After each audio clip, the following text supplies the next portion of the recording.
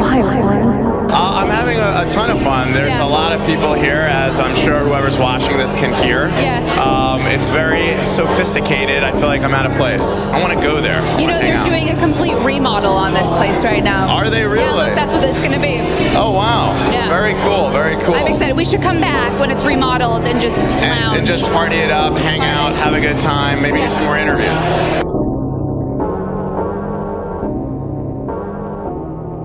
Welcome back to another episode of the Warrenk Show, and today we are joined by another famous actor, Brian Drolet. You may recognize him from The Hills, MTV The Hills, or Two Dudes in a Dream, Dumbbells, Be Like Trees, or maybe something else, but we'll definitely get into it and chat about it. Brian, thank you so much for being here, man. I appreciate it. My pleasure. Thanks for having me, and excited to chat it up with you. Definitely, dude. So, I've done some research on you. I try to get as educated as I can and try to save you some time with some stories and whatnot, but you were born in Queens, New York, correct? That is correct. So what was that like? What kind of kid were you? What group did you kind of fit into growing up? I was definitely a goody two shoes growing up, type of kid, never got into trouble. I was an art major from a very young age. I was going to like college level art classes when I was, still in grammar school. Just always addicted to art. Kind of ran in my family. My mother was teaching painting classes out of the house to people in the neighborhood. And so just kind of grew up around art. So that defined a lot of my childhood. I was also obsessed with basketball. So growing up in Queens, really just playing basketball, art, and really never getting into trouble. I let my other sibling get into all the trouble, and I was like, okay, let me go a different route. And so, are you the younger or the oldest? The youngest. Okay. Cool. And so you said you were kind of the athlete then? Yeah, well, I would say underdog athlete. I got cut every year from the high school team very unfairly, especially my senior year. And then I went off and played college basketball to kind of prove everybody, that I was actually good at basketball. I went to a high school where if you weren't in the programs from childhood where they recruited you from, you weren't going to be on the high school team. And I didn't know any of that until it was too late. So I was always playing street ball. I grew up in the streets of Queens playing basketball at all the parks. And that was kind of the sort of athlete I was. So when I walked on and made it to my college team, it was like a huge shock to many people, not people who played basketball with me and knew my ability at the time. But yeah, it was kind of one of those defining moments in my life that sculpted who I am to this day. As far as if I have a goal, I don't stop working towards it until I achieve it. And when I made that basketball team, that was kind of like proof in the pudding that your hard work can pay off, even if, against the odds or whatever. So that's kind of interesting. I played basketball throughout high school and, whatever. And I just kind of fell out of touch with it. And I never wanted to make that my passion. Kind of how did you juggle those two of, you want to do art and you want to do all this, but then you're also good at basketball and you want to do that. And I also was going to say, I think it's kind of funny how that was included in Dumbbells. I didn't know to what extent that was true or not. So that was kind of cool to know that it's truthful. Yeah. A big part of Dumbbells was based off real life. But yeah, as far as juggling the two, I was always good at art just naturally. It was like the type of thing that I didn't even have to work at it, but I loved it so much. I was constantly working at it just out of the passion for it. So when it came time to go to college, I had art scholarships to every school there was, schools that specialize in only art. But the problem was none of them had a basketball team. So when it came time to choose colleges, logic should mean I should go to one of the best art schools that I got a scholarship to. But if they didn't have a basketball team, that was a big problem for me. So that's kind of where, some certain people in my life might have rolled their eyes and been like, this kid's delusional. Like, why would he choose college and factor in basketball? But I just was determined. So I ended up getting a scholarship to a school called Adelphi University on Long Island. And one of my childhood best friends was going there.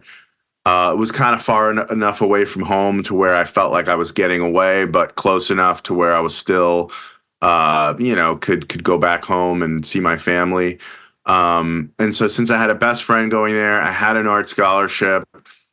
They had they had the best Division II program in the Northeast. And I was like, I'm going to walk onto this team. And that was my mindset back then. And I did walk onto the team, and I did art there. But after my sophomore year, I had kind of proven to myself that I could play college basketball. And it started to set in, okay, this isn't what I'm going to do with my life. Like I never thought I would go pro. I knew I always wanted to get into movies and Hollywood. So after my sophomore year, I said, let me go get a big kind of college, away from home experience. Oh, that was something that just was very appealing to me. And it worked out that my family had bought a house in Florida. So I was able to actually transfer and go to a school in Florida and get in-state tuition, which was way cheaper than where I was going. And I still had an art scholarship to that school. So I transferred to the University of Florida. So my family was kind of thrilled because it's an even bigger and better university than the one I was going to. Still had the art scholarship, and they were spending more time in Florida. So it kind of just worked out. But it was pretty easy to juggle art and basketball, because when I wasn't playing basketball, I was creating art. And I kind of juggled the two for most of my life until when I finally, in dumbbells, it's about a guy who gets injured. And when I was in my early 20s, I started having knee problems, and it was getting harder and harder for me to play basketball. So that was kind of when writing dumbbells, it was like, okay, what's a believable character for me to play? All right, I am a former basketball player. Let me play a guy who got injured and that derailed his career. And now he finds himself working in a gym, hating his current reality. So, I pulled from real life. I didn't have a career-ending knee injury, but I did have a knee injury that kept me from playing, just for fun if I wanted. So that's kind of where that came from. And then I was going to say, just to kind of backtrack, I always think that's kind of interesting, but me growing up, my parents I'm kind of the first person in my family that's interested in art and wants to pursue it as a passion and all that stuff. So I didn't really get that, I don't know, like nourishment and I think sometimes you can relate you see people, the basketball parents and stuff, and their parents played college ball and whatever, and so they kind of get them ready or, get them in certain training camps and stuff. To what extent do you think your mother or your parents played a role in your art career? I mean, obviously supported you, but did they kind of send you to art camp, or did they do anything to kind of help you out? Absolutely. I went to art camp. I went to animation camp. My parents were super supportive. Like I said, my mom was an artist. She was an amazing painter. And so art was like not some crazy thing, to them. It was, and I was, and I'm not saying this to pat myself on the back. I'm just telling the story. I was really good at it from an early age. Like I've found drawings from when I'm 3 years old that even I look at and go, wow, a 3-year-old did that. So I was just always good at it. I worked really hard at it. I took it serious. I went to Hofstra is a big college in Long Island, New York, and I was going to literally college level art classes when I was a kid because I was so obsessed with it. So by the time I got to college, I had all these college credits. So they were very supportive of it. They would buy me an art desk, buy me paints, and they really helped kind of cultivate that. And I think I was able to pursue art professionally because of their support, because, art is a tricky thing. Like, how are you going to make a living with that? A lot of people might scoff at that, but they were very supportive, and probably I am who I am today because of their support. And so I just am also always kind of curious about, especially as a writer, I think you understand like how stories develop and there's dead time. And so, as a writer or just how movies or things play out, there's kind of just peaks and valleys and you go from point to point, but there's a lot of dead time. Like, was there any kind of a big chunk of dead time in your college career where you just felt like maybe things weren't progressing the way that you wanted to, or where you're kind of dipping in between both, or, you know, kind of like, I'm just trying to look forward to where your career went and where, you know, where you taped yourself and you got your gigs and everything. Kind of like, how long did it take you going to college and doing all that stuff to kind of get to where you really wanted to be, I guess? Yeah. You know, it's an interesting story. I definitely took some left turns, if you will. So in college, my major was art. By the time I got to my senior year of college, it was actually my fifth year of college, because when you transfer, they make you take a bunch more classes that normally you might not have had to take. And I remember at the time being so frustrated, I wanted to drop out because I'm like, I can't do 5 years of college. But then the University of Florida ended up being so fun. I was like, sure, I'll do one more year here. But basically what happened was around my junior year of college, I got the curveball that happened in my life was I started getting recruited from modeling agencies to do male modeling. And that was something I even feel silly talking about to this day. But, you know, at the time I was in love with this girl, and I had kind of repressed all my aspirations to go to Hollywood and make movies and kind of be in that industry. So at the time, I was just really looking for graphic design type jobs when I was getting closer and closer to graduating, because I wanted to stay near college to be with my girlfriend. And the curveball was getting all these opportunities to do modeling up in New York and then down in Miami. I was in North Florida at the time. And so that was like the beginning of my dream kind of like pecking at me going, hey, you know, I know you're trying to stay in this small city and do graphic design and get a job like that. And I by the way, I couldn't find a job, anything in art. So I ended up getting a job managing an Abercrombie and Fitch in the mall. That's fire. And I'll never forget one day the district manager came to the store, and she said, hey, they're doing this new thing called Abercrombie Television, and they want us to send employees that we think would be good for it. So we're going to send you on an audition in Orlando. So I got to take off work, and I had to like drive 2 hours to go do this audition for Abercrombie Television, which was like this is still when the internet was new. So it was like this new internet thing. And I just remember thinking, this is crazy that I kind of repressed all my dreams to be an actor, be in movies. And here I am working in the mall. And now all of a sudden I'm going on an audition for, you know, an Abercrombie at the time was huge. So I went and I did it. And they said they really liked me and that I was like one of the best people. And I didn't end up getting the job, but I just remembered being there and them saying, oh, you know, you did great.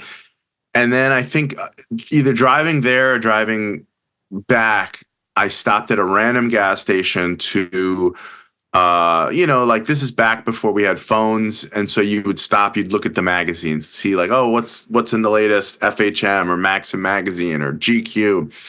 And I was like going through one of those magazines, and I came across a Tommy Hilfiger ad. And in the ad was one of my childhood best friends who I had heard through the grapevine started modeling. And I was like, oh my God, like seeing him in the ad, going on the audition, it just awoke this thing inside of me of like, oh yeah, my dream. And so then I finally said, okay, let me give this a shot. And that's when I drove down to Miami, and I just got all these like pictures of myself. And I walked into one of these modeling agencies that had given me their card, and they signed me up, and I started going on casting calls, not auditions for television shows, but castings for ads and things like that. And I broke up with the girlfriend at this time, and I would say about 3 or 4 months into being in Miami and kind of doing the whole modeling thing, that's when I said, okay, let me move back up to New York where I'm from, because I still had tons of friends and family there. And that's when I said, I need to get an agent, not for modeling, but for acting. And I just made a videotape of myself doing impersonations and characters, and I walked around Manhattan, just literally walking into any talent office, and I said, "Hey, I got this tape of me. I'm an actor." And a lot of people thought I was crazy, and they're like, "That's not how this is done," and kind of looking at me sideways. And at the time, I was waitering. I wasn't doing anything with my art talent at the time. I was like, let me go for this. Let me figure out how to get into film and television. And finally, one woman at this one talent agency, they did modeling and acting. And she said, "I really liked your tape, and the modeling agents like your look." And they signed me up. And like the next day, they're like, "We have an audition for you at MTV." And I went and I got the audition, and that kind of started me on the path of, okay, I'm an actor now. And I basically started getting a lot of work as an actor, but everything I was a part of, then the artist in me started to poke his head back in. Like, I booked the lead role in this horror movie that filmed in Tampa, and I'm like, it wasn't very good, the script. And I was like, I feel like I could write something better than this. And so I rewrote their script with a pencil on the back of their own script. And I gave it to the producers, and they were like, "Man, can we use this? We like this." And so then once I started learning the business and learning how things were made, that's when I was like, I'm going to write my own movie and make my own movie. And then I started writing Two Dudes in a Dream. Dude, that's crazy. There's a lot to unpack in that, but I will say that the Eric Crombie story, I've never heard that, and I've watched a couple interviews. So thank you for sharing that, because that's very interesting to me.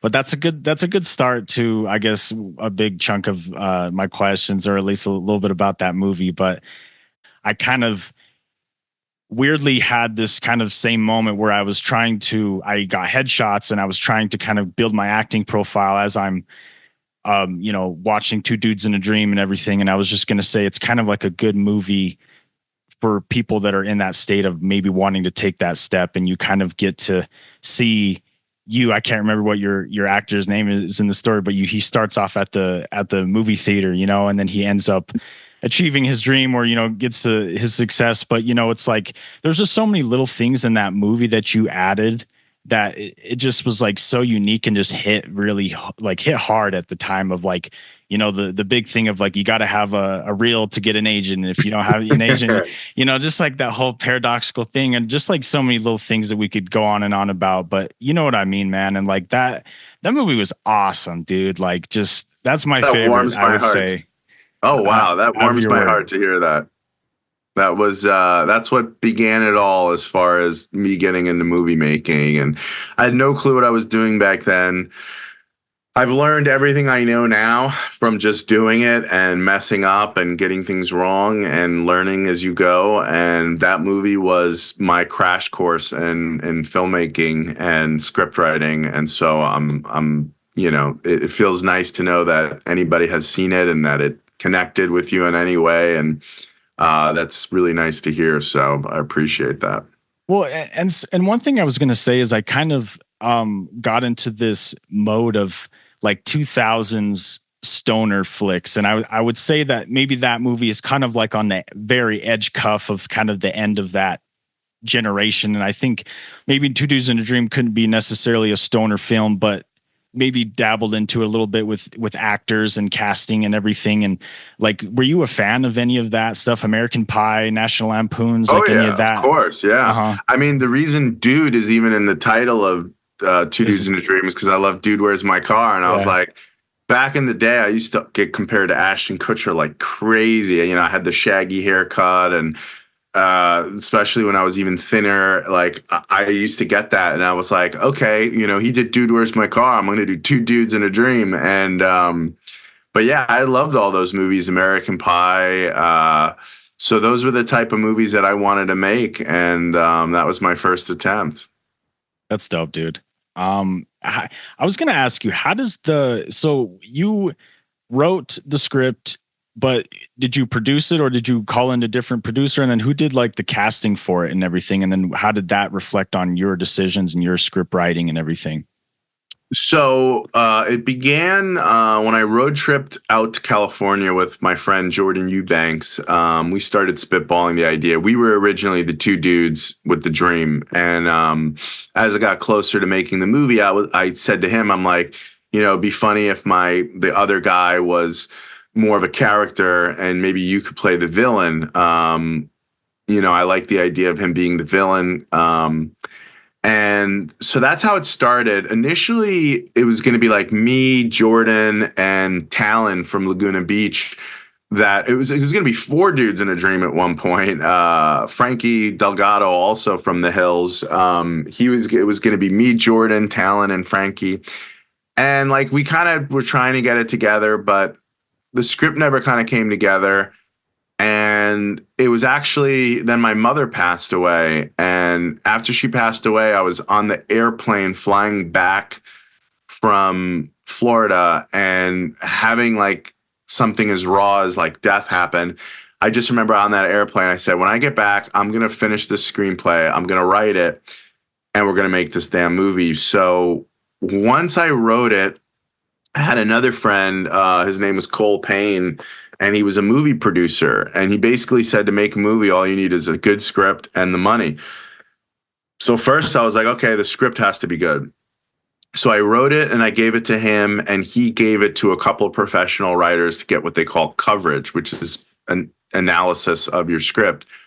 And I'll never forget, he's like, I'm going to send you the coverage. He's like, but I want to mentally prepare you. They hated it and ripped it apart. One of the comments was like, this is everything wrong with first-time screenwriters. But I didn't get offended because I didn't know how to write a script. So, I read all their criticism, and to me, I'm like, these are professional writers. This is like the cheat code of what I need to do to make it good. So I rewrote the whole thing. And what I've learned is I have a really big passion for writing. So to sit down and write is hard for some people, but for me, it's something I take a lot of pleasure in. So I just rewrote the thing in like 4 days or less or something, and I gave it back to him, and he couldn't believe that I rewrote it as fast as I did. And he reread it and he gave it to the people, and he said, I actually think you did a pretty good job addressing all their notes. He gave it to them and they said, this is good. This is actually a good rewrite. And okay, now we have a script that people like. All right, now we need money. So I think at the time, I think it was Jason from the Hills as well, who said, hey, I'll give you guys $5,000 to make the movie. So we were just going to make this movie with $5,000 and just kind of do it as almost like an elaborate student film. When people found out we were making the movie and that we had $5,000, I remember somebody else was like, well, I'll match the $5,000. You guys will have $10,000. Whoa, now we have $10,000. Then somebody else we knew found out we had $10,000 and that we were definitely making the movie. They go, I'll match the $10,000 and give you guys $20,000. Whoa, now we have $20,000. Then people found out, hey, we're making a movie. We got $20,000. All of a sudden, everybody wanted to chip in money to be an executive producer and help make it happen. I'm lucky that I have a pretty big friend group. And at the time, we were on MTV's The Hills. So, we had a little bit of an allure, a cachet there, I guess you could call it. And so we ended up raising like $110,000, and we just went and made the movie, and Cole was the producer.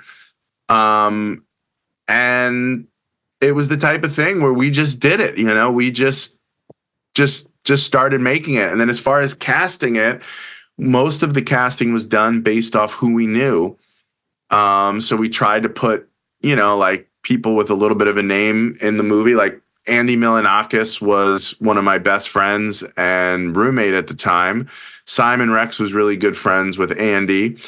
Jay Muse was really good friends with another one of the actors in the movie. So all those guys said, sure, you guys are making a movie. I'll play a role in it.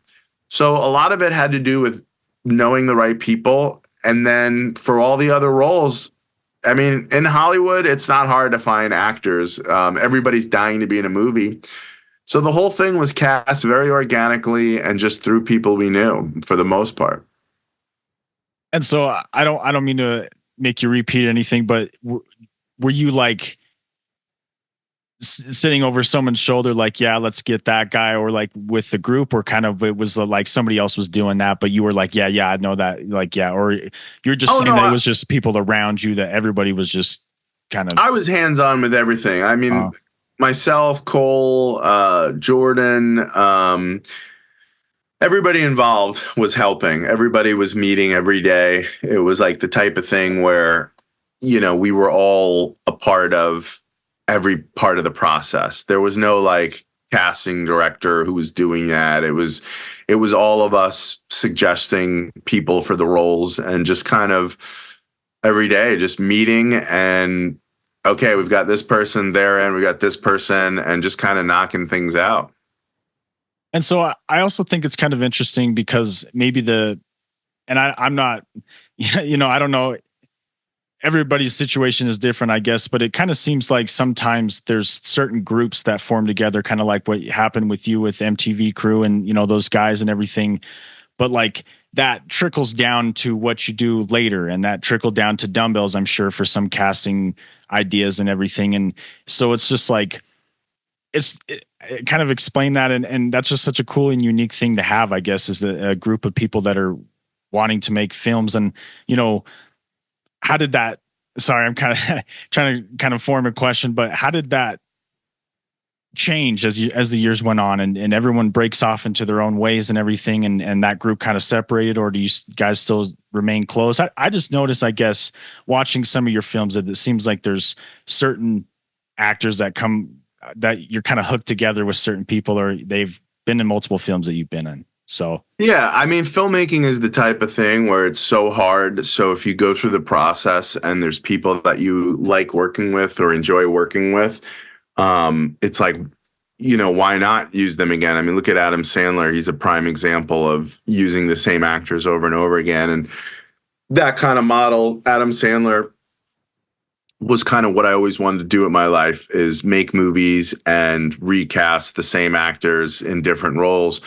So when we made Dumbbells, it was like, okay, who did we work with on Two Dudes in a Dream that we liked? Let's try to get them again. And, some of the people didn't happen to be available at the time. So if they weren't in Dumbbells, but they were in Two Dudes, it's not necessarily that we don't like them or anything like that. Sometimes there's scheduling conflicts. But I think in general, anytime I do anything, I think of people that I've worked with in the past, and is there a role for them in what I'm doing? And so much of what I try to tell actors, especially actor friends, because people can get their feelings hurt if you do a project and you don't use them again, you're painting with people. So sometimes you might have worked for this other project, but you're not a fit in any of the roles in this other one. So it's nothing personal.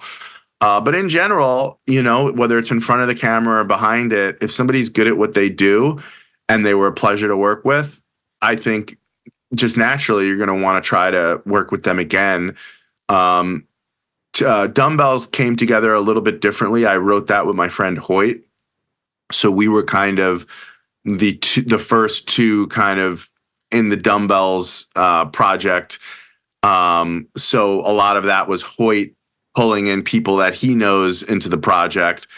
So that's where some maybe different choices were made or different people worked with. But for the most part, anytime I do anything, I think about prior projects and who did I like working with, and if they can bring something to the table on the next project, then I'll absolutely reach out to that person and say, hey, we're doing another movie and you'd be good for something, and kind of go from there. Definitely, man. I think of kind of remind me of like Kevin Smith in a way, how he kind of has like a certain universe and he recasts people to be in different movies and whatever. And it's kind of cool when you can kind of create a certain vibe or something deeper than just a film and people in it. It's like a kind of a whole universe or a different. And I think another thing that's kind of cool that I think you've done and that you do as a writer that makes it really cool and personal is just like, when I look at those two films, I mean, it's just like two different time frames in your life kind of chopped up and twisted a little bit to maybe make it digestible or not so personal. But, it's like, is it that personal for you? Does it look like those are kind of two living time frames for you, or kind of like reliving, like when you watch those movies, do you kind of relive your those memories or what went into those scripts, or that kind of concept? Oh yeah. Oh yeah, absolutely. It's like a time capsule. You know, Dumbbells is about a guy who was kind of up here and then falls from grace and is making minimum wage and kind of wondering, how did I get here? This isn't my life. And in my own life, I was like up here, and at the beginning of my career, everything was going great. I was on television, I was making full-time money as an actor. And then all of a sudden, just work dried up, and I found myself, waitering, bartending, Uber driving, delivering pizza, and kind of wondering what happened and how did I get here? And that was kind of what I put into Dumbbells, was a guy who was on top and then had to kind of reinvent himself and kind of figure out. And that's why in the movie, he's an art major. And by the end of the film, he's the one who recuts Dumbbells together to make it a successful show. And that's how they get a deal with the Maloof brothers. So that was kind of what happened to me in real life, is what I got wrong with Two Dudes in a Dream as far as the script or like making it something that he had even more of an impact. I tried to take all those lessons and put them into Dumbbells, and then we got funding for that, and it was kind of like back up to being on cloud nine. So it mirrors my life in ways that other people aren't maybe not aware of. And just even meeting Hoyt was a great friend in my life, and we worked together and made Dumbbells. And in the movie, he meets Jack Guy, and they end up teaming up. So yeah, when I watch Two Dudes in a Dream, it brings me back to my early days out in Hollywood and living with Andy, and being around Simon Rex a lot, and all those people. So yeah, those films are definitely, I'll forever watch them and be reminded of those chapters in life. And so I'm just kind of intrigued. I think this is a really funny part in Two Dudes in a Dream, where like Andy Milonakis' part where he's like an extra and he's like, I've been here for like 30 years, man. And you're like, and so I just wonder, like, did you ever do any extra work or any of that? Or did you kind of just get there where you didn't have to take that kind of little step? So I never really did the extra thing other than once, and it's a pretty cool story. I'll give you the short version, but basically I did a workshop in Manhattan. This is when I first got into the business and didn't know anything. And, the casting directors have these workshops, and I'm like, oh, I get to meet a casting director. So I did the workshop, and after the workshop, I think like that week or whatever, she reaches out to me and she's like, do you want to be on, All My Children? I think it was All My Children, Guiding Light, it might have been Days of Our Lives. One of those. Do you want to be on Days of Our Lives? And I'm like, yeah, I want to be on Days of Our Lives. I'm like, it worked. I did the casting workshop. I'm going to be on Days of Our Lives. And when I showed up, the set was out in the Hamptons at some mansion.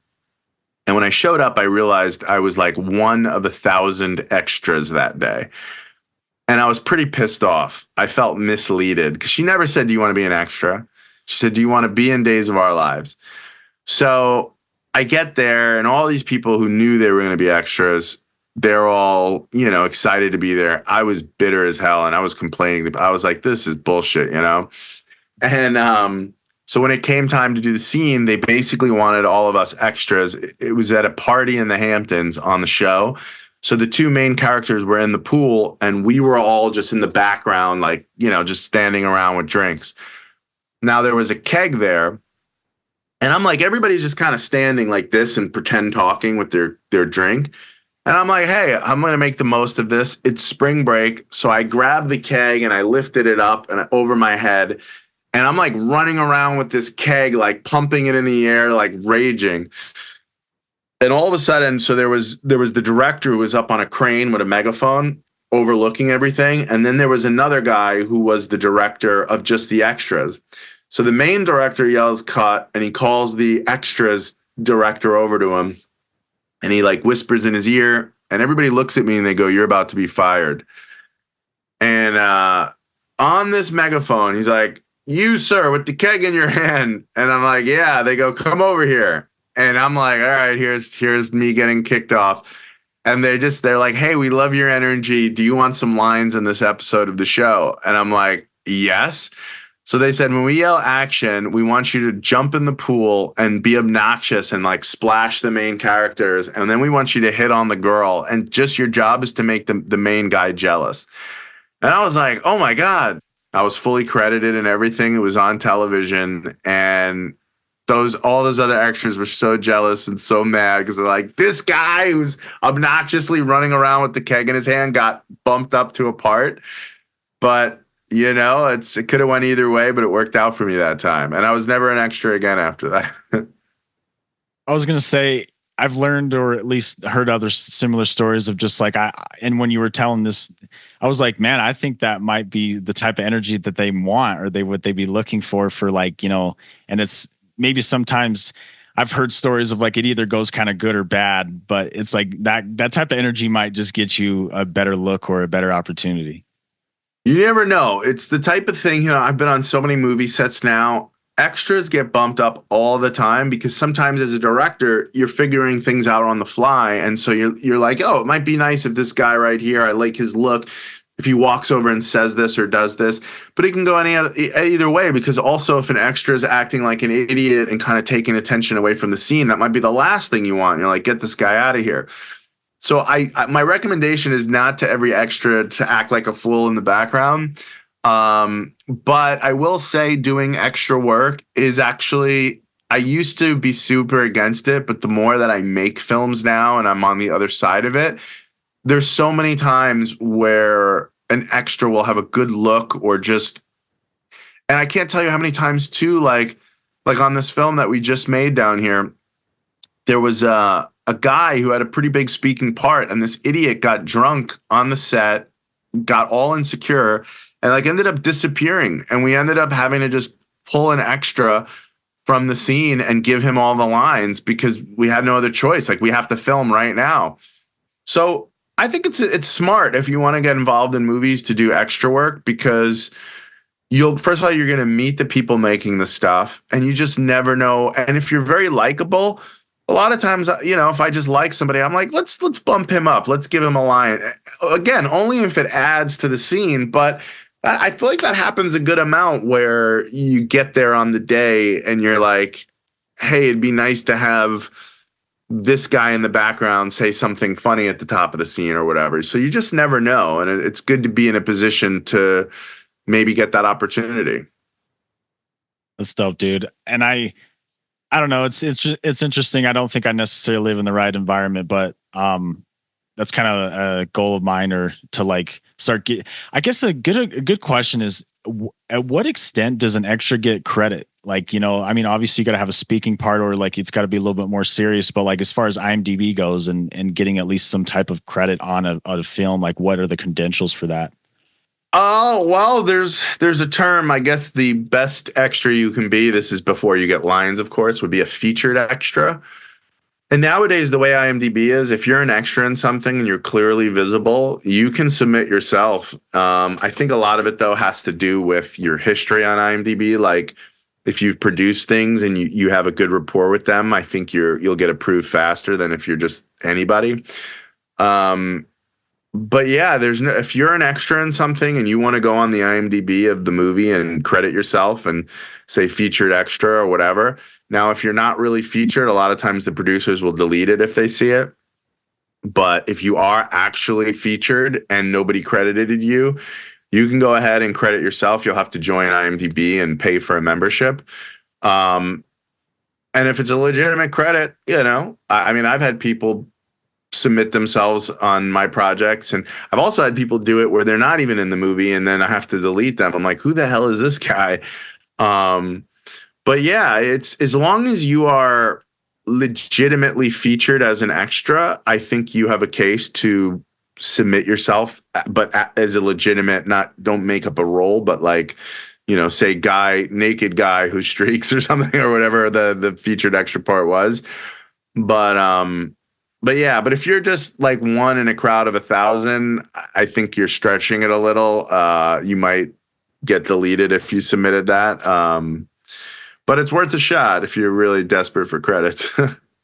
And I was just going to ask really quickly, just in the state of your career right now and just where Hollywood is and everything, like, do you use like Backstage or any of those like casting websites, or kind of where do you get your work from these days?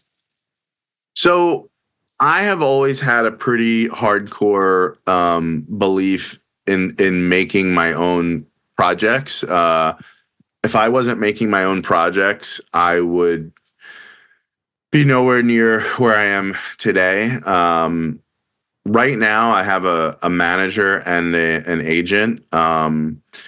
And so they submit me for roles through, I think, LA Casting. I don't know if they use Backstage. I think LA Casting is the main one as far as, like meteor things. Like, I think Backstage is more people making their own productions. I don't know if like NBC, puts auditions on there for their pilots. I don't know the answer to that. But like, as far as like my auditions for television and film for bigger projects, those come through either my agent or my manager. But I would never rely on auditions. The state of the industry right now is terrible. I mean, I used to get 5 auditions every week, sometimes 5 in a day. Now I'm lucky if I have 5 in a year. It is so far and few between. And then even once you get these auditions, everything now is a self-tape. And it's like trying to win the lotto, It is so hard to get work in the traditional way. So what I always say to people is, if you're an actor, the best thing you can do is make your own projects, be active in whatever your community is. If you have a theater community, be active in that, because the way I get most of my roles these days is through people that I know that are making things, that think of me and go, like, one of the movies that I just did this summer, I got because the director was I do stand-up comedy now. So the director is a guy I've done stand-up with, and he thought of me from seeing me out at the comedy shows and doing, he knew I was an actor. And then I got another movie from doing that movie. So I feel like that's the better way to get work, is by putting yourself out there in the community, whether you're a comedian, whether you're an actor doing plays, by doing your own projects. So let's say you do a short film and you have to cast 12 actors in it. Well, those 12 actors that you meet from doing your short film, odds are one of them is going to have a project in the near future, and they might say, Warren would be perfect for this role and this, and then that's how you get that role. So I think that's the approach that people should take in order to get work. And I think auditions are like it's like the biggest long shot. Definitely, audition and go that route, because you never know. But I think by being active in your community and creating your own projects is a much better way to stay busy working as a creative. And so I guess maybe in LA, it might be a little bit different. It's, like you said, a lot more people. That's kind of the hub. That's what a lot of people go to do. But maybe in like a more discreet area, like you said, there's casting calls for more local things, and you can get involved and get in contact with local directors and, search in your local area what's going on. But like, how would you create that type of environment? Like maybe a relationship like you had with Hoyt, or like a good, just relationship with different actors that you can call back to come, hey, I'm working on this. Like, how would you even build that from zero? Doesn't matter where you live. In fact, if you live in a smaller place, you're going to have less noise and like, let's say you live in New Jersey or wherever it is, go take a writing class, go take an acting class, even if you don't want to be a stand-up comedian, go take a comedy class. And that's where you're going to meet people who have the same interests and passions as you. And that's how you're going to meet somebody that maybe is going to be your writing partner, like on the short film that you make or the feature film you make. So my advice is I was addicted to taking classes, and I would not limit it to one school. I would go do improv at this school.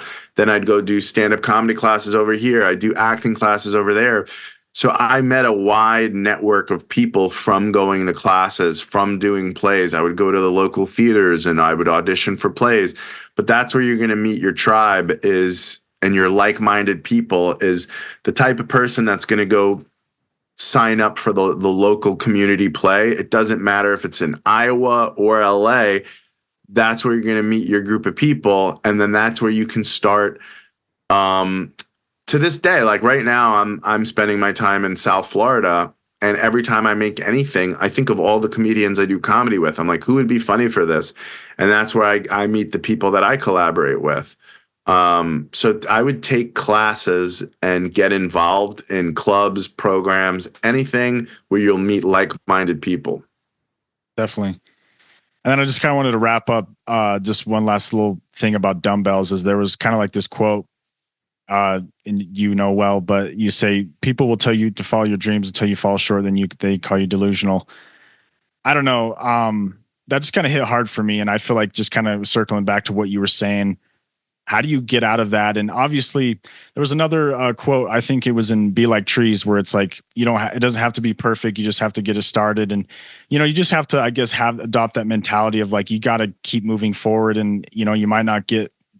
You're not going to get what you want. The universe is going to reward you in different ways. And I guess whatever, but I guess one thing that I struggle with, or that where you're kind of in this point, maybe if you ever had this experience, but you feel like you had the scholarships or the art scholarships, you had maybe different opportunities. Oh, I was on this show and this and that. Was there ever a point where like you said, things started to dry up or whatever? Like, how do you get out of that point where you're like, you know what? But you feel like, but I did this and I'm a good, if I only had that opportunity or if I was only there, like, do you ever struggle with that or just kind of beat yourself up or have had to deal with kind of getting over that? Yeah. So I am, absolutely like I said, I went from being on multiple television shows and having all my dreams coming true to being completely broke, no agent, no manager, delivering pizza, just really low points. And I guess what has always gotten me through, and it's kind of very apropos that this is where we're ending because it's where we began. But, I got cut from my high school basketball team 4 years in a row. And then I walked on to one of the best Division II programs really there is. We were so good we played Division I schools, Hofstra, St. John's, and scrimmages and things like that. And so I always remember running out of that tunnel for Midnight Madness when they announced the basketball team. And I remember how hard it was to get there, how many years of rejection. And so when I was going through my kind of struggling and down and out stage, I just said, this is part of your story. Like, you're never going to achieve anything great unless you struggle. So if you're going through the struggle, go, oh, this is part of it. Like, I have to, anybody that's ever achieved anything great had to go through that struggle. So you just need to remind yourself, you can't get to your achievements without the struggle. So it's like, think of your struggle as a bridge to get to where you want to go. And something even more tangible that I also kind of am pretty consistent with is YouTube videos. Anytime I'm down and out mentally and I find myself getting into victim mode, is I type the word motivation or inspiration into YouTube, and it works for me. And I always recommend it to people that are going through a tough time mentally. Watch videos that recalibrate your mind. And I just try to be very conscious of when I'm playing the victim. And I don't like victim mentality. And anytime we're feeling down and out, and it's so easy to be like, oh, it's never going to happen for me. And, oh, I was up here, now I'm down here. And I just think you can cultivate being aware of that and go, oh, I'm doing that thing again where I'm playing a victim. Okay, cool. Let me put on an inspirational YouTube video, get my mind right. And then I always, like, another thing I do is like, what's the tangible work that I can do today, this week, that is something other than playing the victim. And for me, it's always been making a new YouTube video, maybe making a web series, maybe writing a new screenplay. What is a tangible piece of artwork that I can create that can exist in reality next week? And I find that I'm my least depressed and I'm my least victim when I have a tangible project. Like when I moved here to Florida, I moved here because my dad was battling cancer and I had to like just drop my life in LA. So I said, okay, if I'm going to be in Florida, what's a tangible art project that I can do to get better? I know I'm going to attack the South Florida comedy scene, and I'm going to do a mockumentary series on South Florida comedians, and I'm going to call it The Real Comedians of South Florida. So now all of a sudden I have a creative project I have to do. I have to tackle stand-up, and I have to create this series. I don't have time to play the victim because I've got this work to do, this art to do.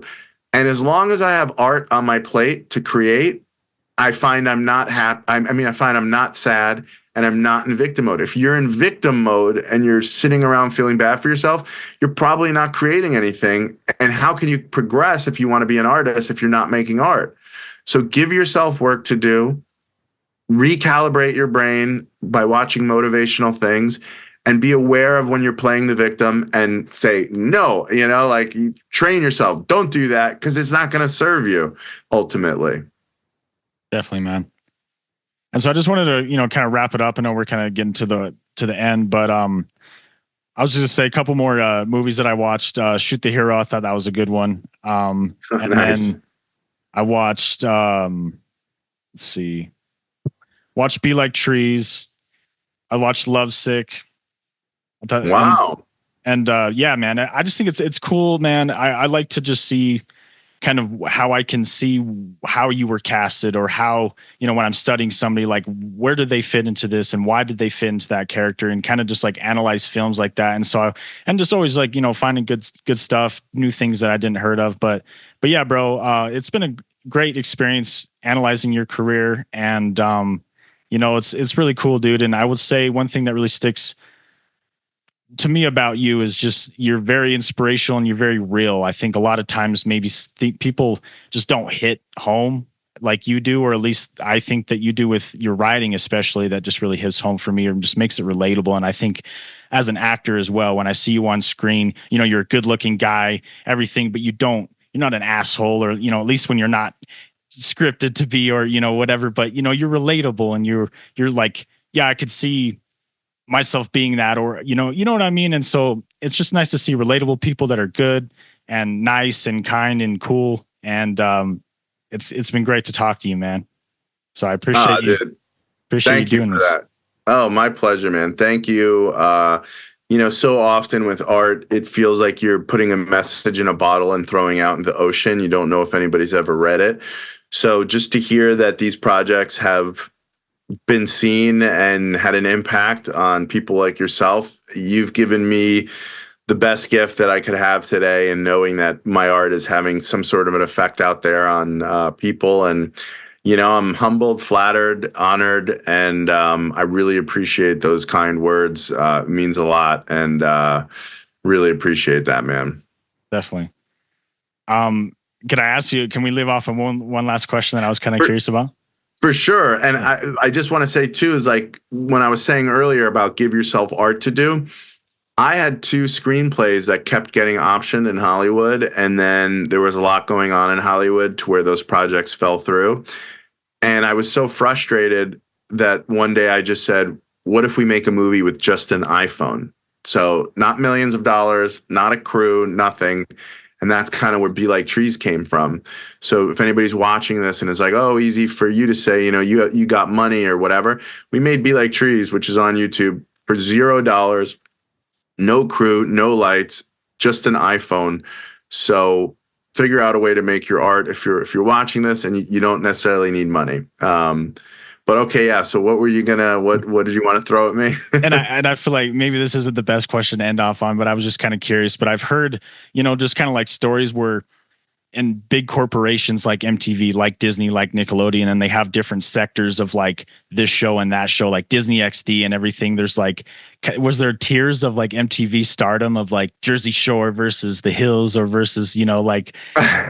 Well, It's funny you say that. I think in our mind, MTV's The Hills was always the filet mignon, and like Jersey Shore and things like that were like the hot dogs. I say that as jokingly, of course, but like, MTV's The Hills was shot kind of cinematically and had like A-list celebrities on it. And I don't know that I would have been as excited to be on I mean, I didn't even want to do The Hills at first and kind of said no for quite a few months. But yeah, I think in our little world, we would say like we were the best, and I'm sure Jersey Shore would be like, no, we were the best. But I always thought it was cool the way The Hills was kind of being in love with film. I like that it was shot cinematically. And I think most people would agree The Hills is one of the top 5 reality shows all time. It's up there, top 10 at least. So I think just for fun, we would be like, we're at least, if I'm going to be on a reality show, at least let me be on one of the best ones. So I think just jokingly, that was kind of thrown around a bit. Oh yeah, dude. And I got to watch that today. I watched all the way through season 1, and it was interesting. It was a little, definitely girl drama. It definitely wasn't my cup of tea, but I enjoyed it, man. And so Brian, thank you so much, dude. I hope you have a great day. And again, thank you so much for doing this, dude. My pleasure, man. Thank you. Thanks for having me. And thank you again for all the kind words. And I wish you much success. All right. Thanks, dude. Hey, take care. All right. Take care, guys.